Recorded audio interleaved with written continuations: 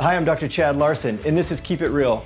Keep It Real is all about real talk based on my 20 plus years of clinical experience. What we're really talking about is real food, real medicine, and real change. The Midlife Health Minute in this episode of Keep It Real with Dr. Chad Larson is possible with the help of pure prescriptions. And I'm asked all the time from patients and friends, hey, I heard, my friend or I read on the internet about a detoxification. What is that and should I do it? Those are the questions I get almost every day. And here's the thing is that detoxification is real.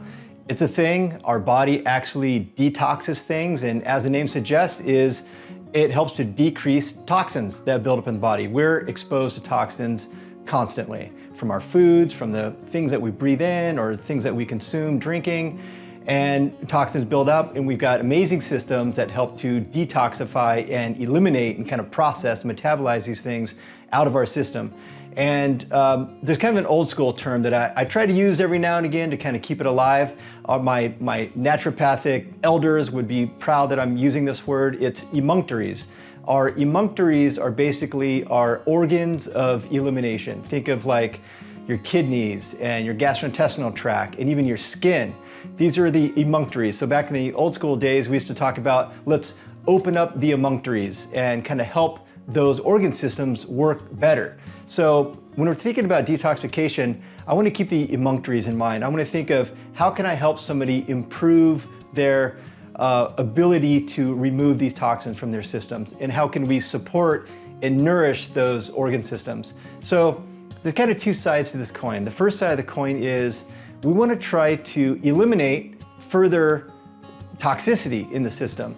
And so that's the place that we want to start. And we can think of this maybe in two phases or two sides of the coin. Number one is stop being exposed to things that are toxic. So, the low-hanging fruit in this regard would be like processed foods, sugar, processed inflammatory oils. I've talked about all these things in past episodes, but really what they do is they just kind of bog down the system. The liver and the gastrointestinal tract don't really recognize these things as actual foods, and so it kind of slows the system down and can produce inflammation and imbalance in the system. So, and just to remind you, remember, I did an episode on this. 60% of most diets in the US are ultra-processed food. 60% of the calories are coming from ultra-processed food. So the ultra-processed food is like, the ready-to-eat and ready-to-heat frozen burritos and frozen pizzas and fast food and all the foods that have sugar and processed grains and the sugar-sweetened sodas and all these things. This is ultra-processed food, and muffins and cakes and all that kind of stuff. And it's like the most common thing in our diet, 60%. And this isn't just people who live in food deserts that have to get their food from like a convenience store. These are now choices that people are making, because now it's across all socioeconomic strata. That means it's a choice. People are deciding and choosing to have this kind of food. It's a big problem in the US, and as we know from other studies, only 12% of adults in the US are metabolically healthy. In other words, have healthy metabolic systems. So detoxification is real, and it is something that probably more of us need to do more often. So that's kind of phase one, is take stuff out of the system that is inflaming it and causing these detox mechanisms to kind of bog down. The sugars, the processed foods, processed oils. And what I mean specifically by processed oils is I'm talking about oils that are, like your corn oil and cottonseed oil and soybean oil. For food manufacturers to make these kind of oils, it's like massive, massive technology, and ends up being a really, really inflammatory substance for us to consume. So you want to take that stuff out. A lot of people, especially during the COVID era, a lot of people over-consumed alcohol. You want to dramatically reduce, or maybe for a period of time, eliminate the alcohol from your system, because that's just something else that your organs your emunctory organs have to deal with. So that's kind of phase one. And phase two is we then want to support the body with components and cofactors and building blocks to help support and nourish those organ systems. So number one in that regard is fasting. Not eating is a great way to kind of give everything a break for a little bit, because the body's dealing with stuff constantly. When they've done research on kind of the the feeding window, the eating window for most people, it's like 15 hours a day. So pretty much, other than being horizontal in bed, they're eating. And so that's a lot of work for the body to do every day, all day long. So doing a fasted period, there's a whole bunch of ways to do this. You can just do a 12-hour overnight fasted period, a 12-hour eating window, or maybe sometimes we'll get a person to go up to a 14-hour overnight fast and a 10-hour eating window. That period of time where they're not consuming any calories, it's all these detox systems roll into the system and they help produce something called autophagy. Autophagy means kind of self-cleaning. These self-cleaning mechanisms come in and they start to get rid of old proteins and old cells, and a lot of regeneration, rejuvenation happens during autophagy, so we can really take advantage of that. Also, what do we put in kind of like the second phase? How do we support sulfur-based vegetables? These are vegetables like onions, the onion family, and leek family, garlic family, have all these great sulfur-rich nutrients in them, excellent for detoxification of the system. Mushrooms also have these sulfur-rich nutrients in them. And then probably the brassica family, the cruciferous vegetables, your broccoli, cauliflower, kale, cabbage, that kind of stuff, has a really unique nutrient in them called sulforaphane. Sulforaphane is a fantastic detoxifier for the system. Another thing that we want to do is we want to support probably one of our detox superheroes. It's called glutathione.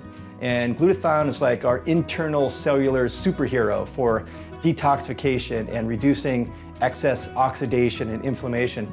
There's some things that we can do with our diet. We could increase glycine in our system. We've had episodes on collagen and how collagen actually provides you a nice dose of glycine. And glycine, along with another nutrient called cysteine. Some people have taken a popular supplement called N-acetylcysteine or NAC. Cysteine is a great building block for glutathione. So there's some things that we can do, either dietary or supplement, to help boost up our glutathione production. Fantastic for detoxification. Also, let's introduce a term, if you haven't maybe heard of it before. It's called hormesis, or a hormetic effect. A hormetic effect is when we introduce a slight stressor to our system in order to generate a healing response. An example of this could be sitting in a hot sauna or sitting in a hot tub. And it's hot, it's kind of uncomfortable, it's a little bit of a stressor to our system, but it has a net positive effect. This is hormesis. And particularly in heat, a great thing to do if you're going to do sort of a detox, we produce this substance in our system called a heat shock protein. These heat shock proteins are great detoxifiers, so we can get them to really kind of release into our system. So it can really help to expedite detoxification and kind of rejuvenation of our system. So a little bit of a slight stressful thing. Exercise is even in that kind of hormetic effect. We're exercising, we're kind of breaking down tissue so it builds back up. Cold therapy, there's some great research on cold therapy. It doesn't produce heat shock proteins, but it does other very, very beneficial kind of physiological effects which can be detoxifying. So in summary, in addition to the diet and lifestyle kind of things where you're fasting, you're consuming vegetables that are sulfur rich, you're doing some kind of heat cold situation, you also want to feature certain supplements. And the supplements that I think kind of help to support our detox systems the best is supporting glutathione. Glutathione is just my favorite nutrient to help support all these types of detoxification. You can take glutathione straight as a supplement. There's also some things that you can take that help to boost your body's production of glutathione. I think N-acetylcysteine. Cysteine is an amino acid which is the rate-limiting amino acid in glutathione production in our system. There's another amino acid called glycine. Glycine is also really important for glutathione production, and it also has its own extra beneficial detoxification process.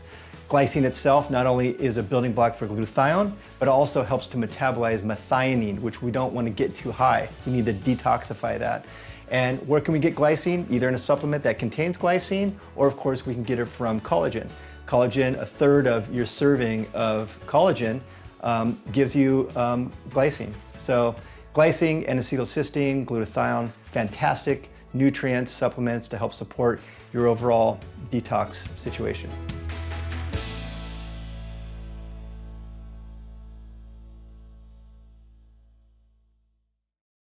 The Midlife Health Minute and this episode of Keep It Real with Dr. Chad Larson is possible with the help of Pure Prescriptions.